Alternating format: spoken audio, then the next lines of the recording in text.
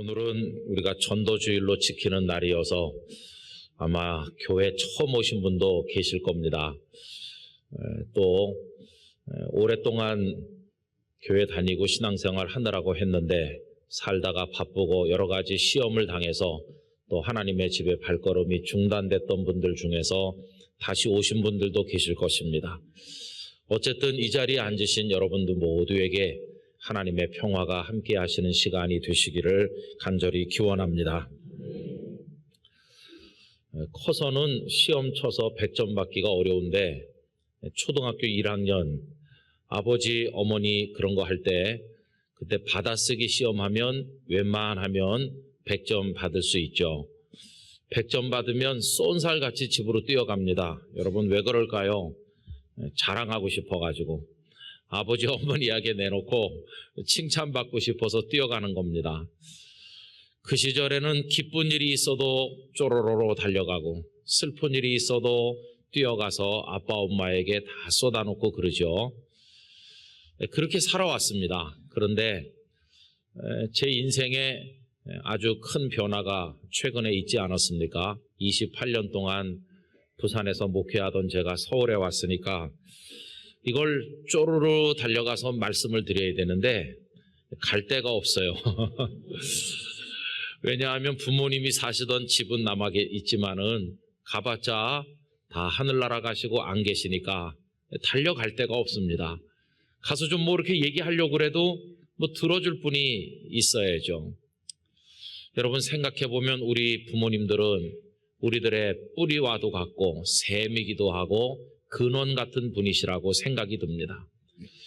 모든 게 다 그분들부터 나왔죠, 그죠? 그래서 먹는 거, 입는 거, 뭐 학교 다니는 거, 또 격려, 위로, 칭찬, 사랑 전부 다 부모님으로부터 우리에게 흘러 들어온 거 아니겠어요?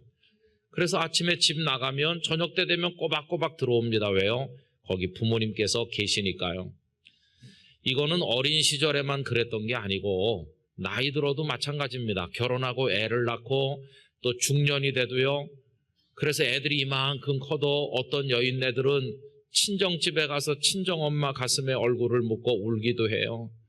그리고 또 삶에 지친 많은 이들이 본가의 부모님 앞에 가서 다른 데서 보일 수 없었던 눈물을 뚝뚝 흘리면서 어린애처럼 울기도 하고 그래요. 우리 부모님은 그런 분들이시죠.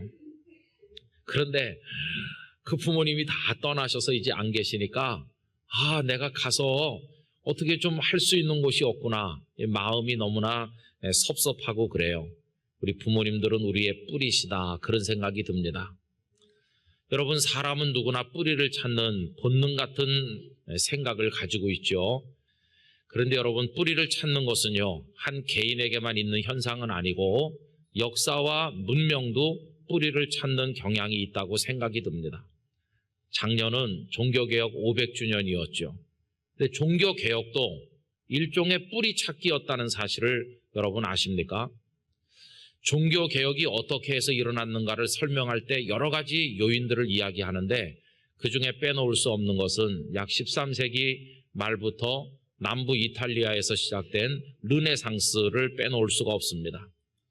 이 르네상스는 하나의 모토를 가지고 있었는데 그게 소위 아드 폰테스라고 하는 샘으로 돌아가기 운동, 그게 그 밑에 깔려 있었습니다.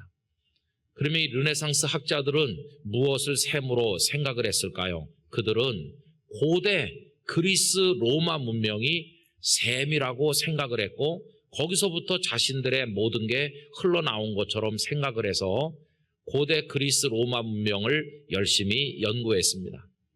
그런데 여러분 그 그리스 로마 문명의 중심에는 무엇이 있느냐 하면 인간이 있습니다. 뭐 그리스 신화, 로마 신화 많이 얘기하지만 사실은 그 중심에 인간이 있어요. 그래서 르네상스는 인본주의고 결국 르네상스는 휴머니즘이 된 것이죠. 르네상스 휴머니즘. 여러분 그때 이후로 오늘 현대 문명에 이르기까지 인류가 만들어낸 문명은 그 르네상스 휴머니즘의 바탕을 밑에 깔고 그 위에 인간이 가진 이성을 수단으로 활용을 해서 만들어낸 문명이라고 이야기할 수가 있을 것입니다. 그 모든 사고의 중심에 인간 중심에 어떤 것들이 있어요. 생각하고 결정하고 판단하고 뭐 이게 전부 다 인간이 나로부터 출발하는 겁니다. 여러분, 그래서 그것을 대표하는 명제가 있는데 꼭이 또 에르고 숨이라고 그래서 그 데카르트의 나는 생각한다, 그러므로 나는 존재한다. 전부 다 나로부터 시작하잖아요. 내가 우주의 중심이고 인간이 모든 것의 중심에 떡하니 버티고 있어요. 그러자 사람들은 소위 자기의 이성을 이용해서 모든 당연한 것 같이 보이던 것들에 질문을 제기하고 따지는 걸 좋아했는데, 그래서 해묵은 논쟁들을 시작하기 시작했습니다. 예를 들면은 이런 거죠. 닭이 먼저냐, 달걀이 먼저냐, 그런 생각을 하는 거죠. 달걀이 있으니까 병아리가 나와가지고 닭이 있는 것 같기도 하고, 또 혹은 또 닭이 있으니까 달걀을 낳은 게 아니냐, 이런 생각을 하기도 하죠. 여러분, 그런데 이게 한 10여 년 전에 영국 과학자들에 의해서 규명이 됐어요. 영국 과학자들이 연구한 결과가 유레카 얼러트라고 하는 인터넷 사이트, 그 인터넷 과학 잡지에 실렸다고 보도가 됐는데요. 그 닭의, 어미 닭의 그 난소 속에 말이죠, 거기 어떤 단백질이 들어있어요. 그 단백질이 그 탄산 칼슘을 딱딱하게 만들어가지고 그게 달걀 껍데기를 만들어낸다고 합니다. 그 단백질이 오보클레디딘 17이라는 물질이라고 그래요. 그래가지고 그 어미 닭의 난소 속에 있는 그것 때문에 달걀 껍데기가 만들어지니까, 달걀이 있으려면 뭐가 있어야 됩니까? 닭이 있어야 되는 거죠. 그래 과학자들이 이제 그걸 규명했다, 이렇게 실렸다고 그래요. 근데 제가 그거 읽어보면서 웃었습니다. 왜 웃었느냐 하면 저는 벌써 그걸 알고 있었거든요. 과학자도 아닌 제가 달걀보다 닭이 먼저 있다는 걸 어떻게 알았을까요? 저는 성경 보고 알았습니다. 성경. 에이, 목사님, 그런 얘기가 성경에 어디 나옵니까? 창세기 1장 20절에 나옵니다. 하나님이 이르시되 물들은 생물을 번성하게 하라.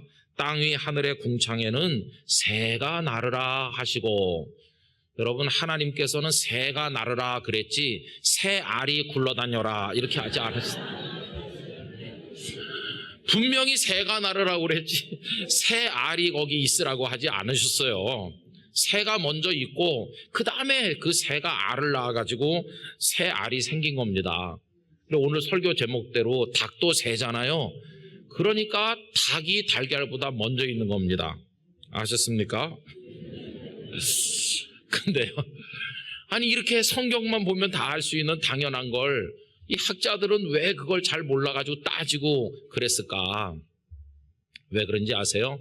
이 르네상스 휴머니즘 이후의 근대 현대 문명은 샘을 찾은 것 같이 보이지만 진정한 샘을 놓쳐서 그렇습니다. 진정한 샘이 뭐냐?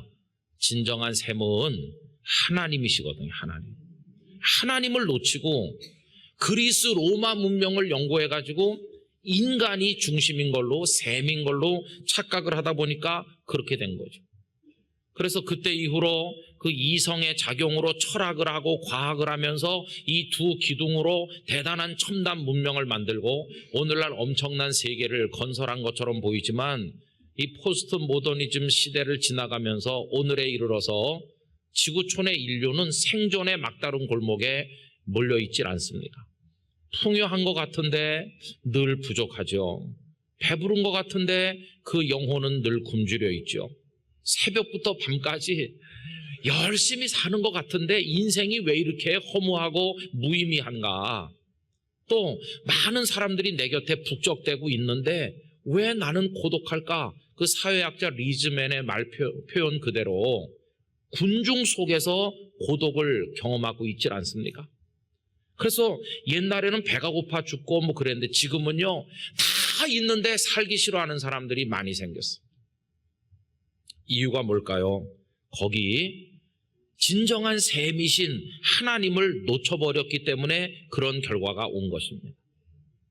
그런데 이런 거대한 탕류가 흘러내려가는 한쪽 옆에 휩쓸리지 아니하고 그 속에서 진정한 셈을 발견한 이들이 있었죠. 그들이 누구입니까? 종교 개혁자들이십니다. 그분들도 르네상스의 영향을 받았기 때문에 아까 말씀드린 셈으로 돌아가는 아드 폰테스 운동을 열심히 했죠. 그러나 그분들은 그리스 로마 문명을 셈으로 여긴 것이 아니라 하나님의 말씀 성경을 셈으로 생각했고, 성경 속에 들어갔더니 진정한 셈이신 하나님을 만난 것입니다. 그들은 하나님이야말로 우리 인생의 근본임을 발견한 것이죠. 그래서 그들은 하나님의 말씀이 우리 인생의 원리임을 알았기 때문에 오직 말씀, 솔라 스크립추라를 외치게 되었습니다.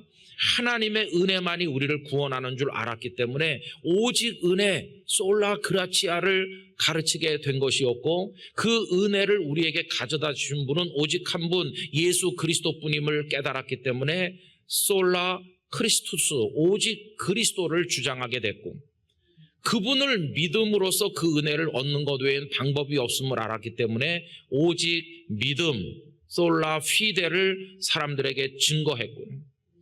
그래서 구원받은 인생의 목표는 하나님의 영광을 위해 사는 것밖에 없음을 알았기 때문에 솔리 데오 글로리아라고 하는 거룩한 비전을 가슴에 품고 살아가게 되었던 것입니다. 그래서 여러분, 지금 모든 사람들 앞에는 두 흐름이 있어요. 하나는 인간이 셈인 줄로 생각하며 살아가는 거대한 탕류가 흘러가고 있어요. 그런가 하면 그 옆에 실개천처럼 가늘어 보이고 보잘것없어 보이고 때로는 끊어질 듯 보이지만 맑은 생명수가 흐르는 하나님이 셈인 줄 깨닫고 살아가는 신앙의 흐름이 놓여 있는 것입니다. 여러분, 그 두 가지 흐름 속에서 나는 어떤 흐름을 따라 살아갈 것인가, 그거를 우리가 결정해야 될 그 기로에 누구나 다 서 있는 것이죠.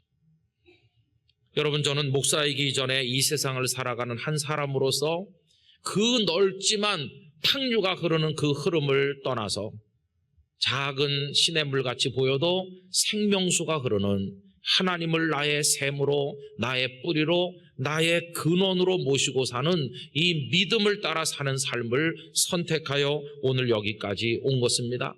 하나님만 믿고 그분께 다 맡기고 그분께 모든 걸 말씀드리며 살아가고 있는 중입니다.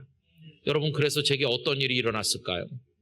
아까 말씀드린 것처럼 이제 부모님이 다 떠나가셔서 갈 곳이 없다고 그랬잖아요. 부모님께 말씀드리고 싶은데 안 계셔서 섭섭하다고 그랬잖아요. 그러나 부모님이 안 계시지만 저는 이 세상을 잘 버티면서 잘 살고 있습니다. 왜요? 부모님 대신 하나님이 계시잖아요. 하나님께서 아버지도 되어주시고 어머니도 되시든 나의 모든 것이 되어주고 계시기 때문입니다. 하나님께 다 맡겨버렸어요. 미주알 고주알 내 가슴속에 생기고 내 인생에 생기는 모든 거 난 누구한테 얘기할까 걱정 없습니다. 언제나 계시는 우리 하나님께 다 말씀드리는 것이, 저는 우리 영락교회 성도들도 그렇게 살아가시게 되기를 진심으로 기원합니다. 그런데요, 깨닫고 보니까 우리 부모님이 셈인 줄 알았더니 사실은 부모님은 진정한 셈이 아니셨습니다. 우리 부모님은 그 안에 사랑과 위로와 격려와 칭찬을 가득 담은 웅덩이시기는 했지만 셈은 아니셨구나. 우리 부모님에게 그 아름다운 사랑, 위로, 격려 이런 것들을 채워주신 진정한 셈이 누구신가? 하나님이심을 알게 된 것입니다. 하나님이라는 셈으로부터 그런 것들이 흘러나와서 우리 부모님에게 그게 채워지게 하셨고, 부모님은 그걸 퍼서 나에게 나눠주신 것이로구나, 이걸 깨닫게 되는 것이죠. 여러분, 더욱더 놀라운 사실은 그 하나님께서는 제게만이 아니라 제 부모님께도 셈이 되어주시고 제 부모님께도 아버지가 되어주셨다는 사실입니다. 저희 아버님이 6.25 동란의 그 고통을 겪고 처참한 삶에 던져진 것처럼 되었을 때도 어떻게 버틸 수 있었는가? 하나님이 아버지가 되어주셨구나. 저희 어머니께서 만주 땅을 전전하면서 소중한 걸 다 상실하고 어려움을 많이 겪었을 때 어떻게 버텨낼 수 있었을까? 하나님께서 우리 어머니의 셈이 되시고 아버지가 되시고 모든 것이 되어주셨기 때문이구나 하는 것을 깨닫게 된 것입니다. 여러분, 하나님 우리의 전부이십니다. 우리는 하나님으로부터 나왔습니다. 하나님은 우리의 셈이시며 오늘 우리의 모든 것을 지탱시켜 주시는 그런 분이 바로 하나님이십니다. 그래서 여러분 오늘 본문 1절은 이 세상의 모든 것이 다 하나님의 것임을 선언하고 있죠. 1절 우리 큰 소리로 다 같이 읽어보도록 합시다. 땅과 거기에 충만한 것과 세계와 그 가운데 사는 자들은 다 여호와의 것이로다. 할렐루야. 여러분, 우리는 하나님의 것입니다. 하나님께서 빚어 만드시고 하나님의 소유로 삼으셔서 오늘까지 우리는 여기 살고 있는 것입니다. 내가 오늘 영락교회 2부 예배 자리에 나와 앉아 있는 거 결코 우연이 아니라 하나님의 은혜로 이루어진 일인 줄로 믿습니다. 그런데 아주 똑똑한 사람들이 그걸 몰라요. 그래가지고 다 우연이라고 그래요. 우연. 어저께 아침에 모 일간지에 보면 대단한 어떤 학자가 어떻게 이 지구상의 인류가 이렇게 살게 됐는가를 과학적으로 설명을 하는데 우연이란 단어를 얼마나 많이 쓰고 있는지 제가 여러분들에게 읽어드리려고 베껴가지고 왔어요. 친절하죠? 한번 보세요. 우리의 생존은 이러한 우연의 기반을 두고 있다. 인간은 필연적으로 생명체의 최정점에 오른 위대한 존재가 아니다. 우연히 적합한 기후가 출현했고 생명나무가 분화되는 과정에서 우연히 우리가 자연 선택을 받았을 뿐이다. 전부 우연이 됐다고 그래요. 여러분, 우연이 된 것입니까? 아니요. 우리의 이거 사지백체 오장육부 나의 존재, 우리가 여기 이렇게 같이 하나님 예배하는 것 중에 우연이 된 거 하나도 없습니다. 다 하나님의 손을 통해 만들어진 우리가 하나님의 은혜를 통해 오늘 여기까지 살아오게 된 줄로 믿습니다. 그래서 우리 아기 나면 너무 사랑해서 품에 꼭 안고 도닥도닥 하면서 뽀뽀를 쪽쪽 하면서 아이고 내 새끼 하잖아요. 하나님께서 지금도 우리를 그렇게 사랑하고 계시다는 거 여러분 아세요? 이 엄청난 하나님의 사랑, 그 사랑 받고 있는 행복이 우리 가슴 속에 넘쳐나게 되기를 원하는 것입니다. 그리고 애가 나가서 시커멓게 돼가지고 오면 엄마가 어떻게 해줍니까? 부모님은 다 씻기시잖아요. 우리 하나님은 죄 없는 거룩한 분이시기 때문에 우리가 하나님의 품에 살려면 우리도 거룩해야 되는데 오늘 본문 3절 4절이 그건데 한번 보겠습니다. 여호와의 산에 오를 자 누구며 그의 거룩한 곳에 설 자가 누구인가? 그 다음에 다 같이 읽어보실까요? 곧 손이 깨끗하며 마음이 청결하며 뜻을 허탄한 데 두지 아니하며 거짓 맹세하지 아니하는 자로다. 근데 불행하게도 우리는 여기에 적합한 사람이 못 돼요. 우리는 깨끗하지도 청결하지도 않고 너무 시커멓고 더러워요. 그래서 하나님과 더불어 있기가 어렵게 됐어요. 그런데 하나님께서 얼마나 우리를 사랑하시는지 우리를 깨끗이 씻기시는 거예요. 그 방법이 무엇입니까? 예수님을 세상에 보내셔서 우리 예수님 십자가 지시고 보혈을 흘려주시니 그 보혈이 세상의 어떤 세제로도 씻어낼 수 없는 우리의 죄를 깨끗이 씻어서 우리를 정결하게 만드시고 우리를 하나님 아버지의 품에 안아주시는 줄로 믿습니다. 그래서 우리가 이 거룩한 예배자가 된 것이죠. 여러분, 이렇게 좋으신 분이 하나님이세요. 그래서 이제 우리가 할 일은 딱 하나뿐입니다. 그 하나님을 향하여 나아가는 것입니다. 하나님 당신만이 저의 뿌리이시고 저의 근원이고 저의 샘이심을 저는 믿습니다. 그러면서 하나님을 향해 나가는 거죠. 그분을 찾고 그분께 우리 존재를 맡기는 겁니다. 여러분, 오늘 본문 가운데서 5절 6절 보세요. 그는 여호와께 복을 받고 구원의 하나님께 의를 얻으리니 그 사람이 어떤 사람일까요? 다 같이요. 이는 여호와를 찾는 족속이요 야곱의 하나님의 얼굴을 구하는 자로다. 아멘. 하나님을 찾으십시오. 그리고 하나님의 얼굴을 구하는 여러분들이 되시기를 기원하는 것입니다. 그래서 저는 목사 이렇게 제 이름 석자 뒤에 달고 살지만 이거 떼내면 저도 똑같은 하나님의 자녀일 뿐이죠.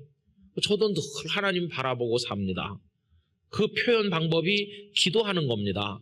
그런데 뭐 길고 장황하게 미사여구를 섞어 할 필요도 없어요. 그냥 하나님 이렇게 부르면 다 되는 거거든요. 그리고 뭐 저는 하나님 이렇게 부르는 것보다 뒤에다가 아버지를 붙이는 걸 좋아합니다. 하나님 아버지. 가끔씩 텅 빈 예배당에 들어와 가지고 혼자 앉아서 부산에서도 그랬는데요. 그냥 아버지 이렇게 하면 바깥에 무슨 일이 벌어지든지 내 마음속에는 평화가 내려오는 거예요. 평화 하늘 위에서 내려오네. 그래서 하나님의 평화가 마음을 덮어요. 걱정과 근심이 없는 건 아니나 그걸 다 이겨낼 수 있는 샬롬이 우리 마음속에 임하는 걸 느끼는 것입니다. 하나님 우리 아버지시니까요. 이 중에는 아바지라고 부르는 분도 계시겠는데 뭐라고 부르든 하나님은 듣는 실력이 뛰어나셔서 다 알아들으세요. 하나님 안에 있는 참 평안을 아세요? 2000년 기독교 역사 중에 가장 위대한 인물 중에 한 분으로 존경받는 아우구스티누스라는 분이 계시죠. 우리 흔히 어거스틴으로 많이 알고 있습니다. 그분은 아프리카 타가스테에서 태어나서 당시 최대 도시 중에 하나인 칼타코에 가셔서 수사학을 공부했고 명성을 떨치는 선생님이 돼서 로마시에까지 진출했었습니다. 그러다 나중엔 밀라노에 초청을 받아 교수님이 되고 큰 명성을 누렸습니다. 그는 세상에 부귀영화, 즐거움과 쾌락을 많이 누려봤어요. 그런데 이상하게 시간이 갈수록 가슴에 구멍이 뻥 뚫린 것 같이 너무나 허무해서 허무주의자가 되고 마니교를 따라다니면서 진리를 얻어보려고 9년이나 마니교에 몸을 담아보기도 하고 그런 방황을 했는데 결국 어디서 인생의 의미와 평안을 찾았나? 하나님 아버지의 품 안에였습니다. 그래서 그는 그의 유명한 고백록 앞에 착 펼치면 조금 몇 줄 읽어 내려가면 벌써 그게 나옵니다. 뭐라고 고백을 했느냐 하면 아버지, 내가 당신의 품 안에 있기 전까지는 참 평안이 무엇인지 알지 못하였나이다. 아버지의 품 안에 들어오니까 참된 평안을 깨닫게 됐다는 것입니다. 저는 우리나라 최고의 석학 중에 지성 중에 한 분으로 일컬어지는 이어령 선생님께서 왜 70년 넘게 머무르던 지성의 전당을 뛰쳐나와 왜 영성의 예배당으로 들어왔는지 그 이유도 바로 그것이라고 믿습니다. 그 지성의 전당에서 진정한 평화가 없으니 하나님의 품 안에 들어오신 게 아니겠습니까? 여러분, 우리 모두가 하나님을 향해 나가기를 원합니다. 하나님 없는 인생을 살았다면 하나님을 모시고 살아야만 될 것입니다. 믿음이 뭐냐? 하나님을 향해 나가는 겁니다. 회개가 뭐냐? 하나님 등지고 살던 사람이 방향 전환을 해서 하나님을 향해 다시 나아가게 되는 것입니다. 우리의 인생이 뭔가 하나님께로 나가는 순례의 과정인 줄로 믿습니다. 오늘 읽은 이 시편 24편 다윗의 시인데요. 아마도 하나님을 상징하는 언약궤를 자기가 사는 다윗성, 오늘의 예루살렘이죠. 그곳으로 모셔 올리던 그 기쁨의 날, 막 춤을 추고 찬송하던 그날 지은 시로 생각이 되고 있습니다. 언약궤를 모신다는 것은 하나님을 모셔드린다는 것이거든요. 왜 그렇게 합니까? 하나님께서 나 다윗의 전부이시다. 그가 그렇게 고백하기 때문이죠. 사무엘이 오셔서 그의 머리에 기름 붓고 이스라엘의 왕이 되라는 소명을 주신 이후로 전쟁터를 누비는 그 모든 순간에, 사울의 칼을 피해 도망하던 그 모든 순간에 많은 인생의 위기와 그리고 어려움을 겪을 때마다 그가 부른 분은 하나님 한 분밖에 없어요. 나의 힘이 되신 여호와여, 내가 주님을 사랑합니다. 나의 방패, 나의 의지가 되시고 산성이 되시고. 다윗의 인생에서 하나님을 빼면 아무것도 남는 게 없어요. 그 소중한 하나님을 나의 처소로, 내가 사는 이 성으로, 내 인생의 한복판으로 모셔드립니다. 바로 그런 것이죠. 여러분, 다윗은 왕입니다. 왕이 어디 들어가려고 하면 문을 크게 다 열어 젖히고 사람들이 쭉 비켜서 길을 열어줍니다. 다윗이 백성들의 왕이었다면 하나님께서는 다윗의 왕이었습니다. 그 하나님께서 다윗의 인생에 들어가시려고 하니까 다윗은 문들은 다 높이 들려서 활짝 열려야 되는 거 아니겠어요? 그래서 여러분 7절과 8절에 이런 표현을 사용하고 있죠. 다 같이 읽겠습니다. 문들아 너희 머리를 들지어다. 영원한 문들아 들릴지어다. 영광의 왕이 들어가시리로다. 영광의 왕이 누구시냐? 강하고 능한 여호와시요 전쟁에 능한 여호와시로다. 할렐루야. 하나님을 문을 활짝 열어젖히고 모셔드리는 모습을 이렇게 표현하고 있다고 생각이 되는 것입니다. 오늘 이 예배에 나오신 여러분, 여러분의 인생의 문을 다 위로도 옆으로도 넓게 여시고 우리의 모든 것 되신 하나님을 영접하시고 그 하나님만 경외하고 하나님께 다 맡기고 미주알 고주알 인생의 많은 사연들을 하나님께 속삭여 말씀드리면서 하나님 아버지의 품 안에서 살아가게 되시기를 원하는 것입니다.